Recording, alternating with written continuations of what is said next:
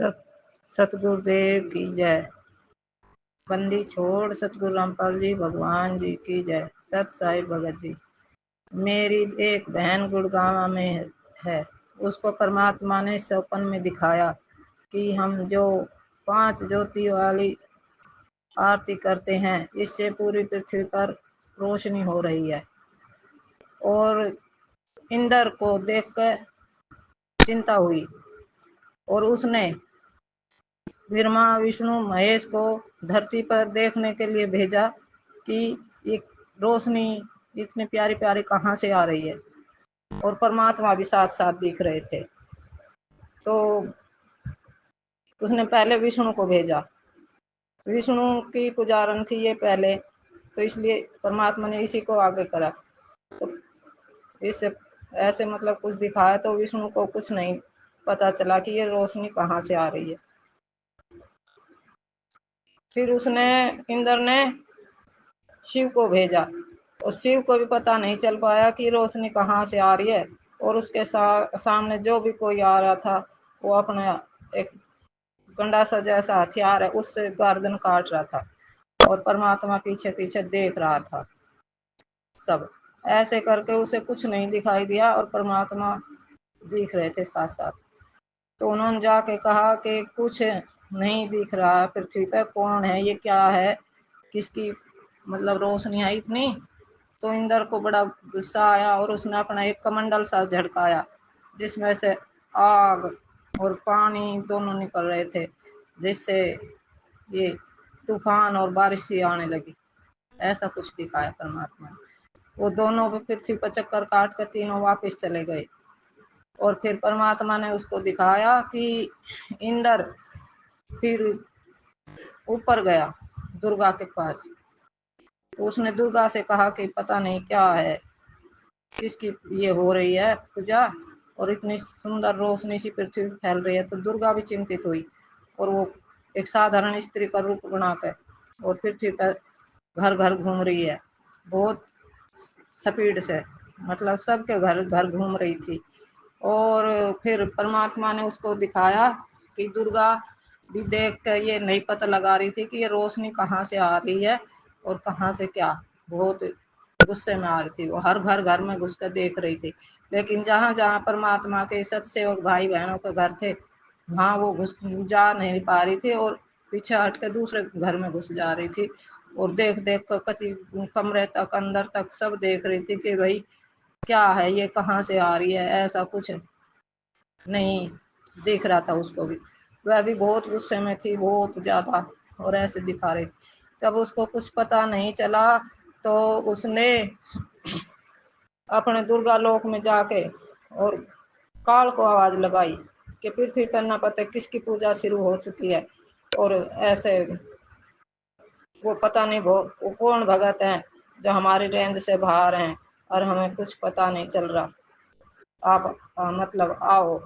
तो उसने दर्शन नहीं दिए, आवाज लगाई कि जाकर देखो। फिर वो दुर्गा फिर आई नीचे और फिर सारा के तलाश करके गई, कहीं कोई नजर नहीं आए, कोई दिखा। तो काल ने फिर काल के पास गई। फिर उसने कही कोई पता नहीं चल रहा। तो काल फिर दुर्गा ने और काल ने देखा। काल ने कहा कि जोग जीत के आने का समय हो चुका है, वही जोग जीत ही आएगा और वही आएगा। पर उसके आने में तो अभी 8-9 महीने हैं, 10 महीने हैं, पहले से ही ऐसे कहाँ से कुछ हो गया। तो कहने लगी मुझे नहीं पता, आप देखो। वो दोनों आए, वो दोनों पृथ्वी पर आए। काल का चेहरा या स्वरूप कुछ नहीं दिख रहा था, दुर्गा का दिख रहा था साधारण स्त्री की तरह।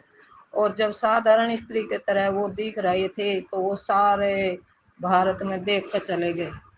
दुर्गा ने देखा भारत में 162 बड़े ऋषि या संत कह सकते हैं जो इनाम दान देते हैं, जैसे राधा स्वामी का है, आसाराम है, ये और हैं ऐसे उनका। तो ऐसे कुल 162 हैं भारत में।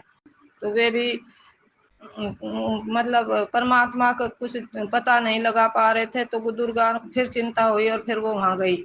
तो कहा कि 162 में तो परमात्मा कोई नहीं है, ये पता नहीं किसकी भक्ति कर रहे हैं, पूरी पृथ्वी पर रोशनी रोशनी, धीमी धीमी सुनहरी रोशनी हो रही है। तो ऐसे परमात्मा ने उसको दिखाया।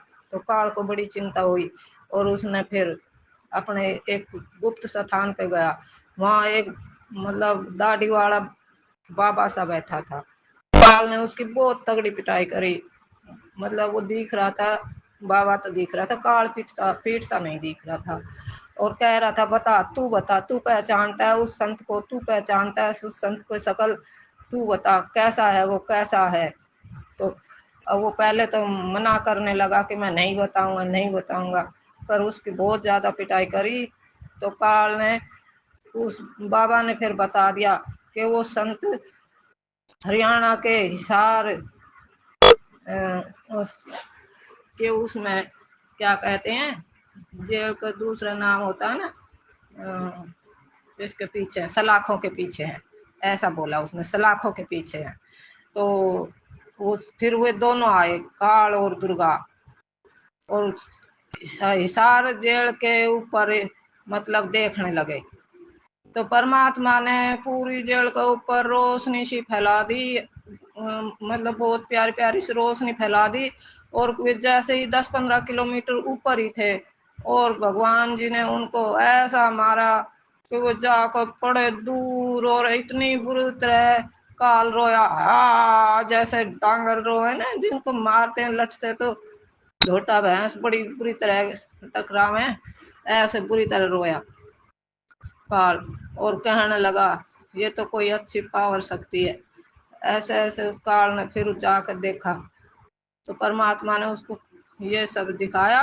और मतलब हमें तो उस टाइम जैसे बहन बता रही थी तो कुछ हंसी भी आ रही थी कि काल की ऐसे परमात्मा ने पिटाई करी, इतनी बुरी रोया। पर हमें ये भी लग रहा था ये सच है, परमात्मा हमारी रक्षा कर रहे हैं। और भाई जी, काल बिल्कुल धरती पर आ चुका है, और दुर्गा भी एक साधारण स्त्री के रूप में घर घर घूम रही है और बहुत तांडव मचा रही है संत को ढूंढने के लिए। और उन्होंने कहा कि भाई संत का समय आ गया है आने का, पर वो जोग जीत के रूप में ही ढूंढ रहे हैं अभी भी। तो हमने ज्ञान आधार से दोनों बातें कर रहे थे कि भाई जोग जीत की तो फोटो भगत जी ने पहले ही 2 साल पहले फड़वा दी, वरना आज हम ठगे जाते, वो घर घर में घुस जाते। परमात्मा जो करवाते हैं पहले ही करवा देते हैं। बंदी छोड़ सतु रामपाल जी भगवान जी की जय।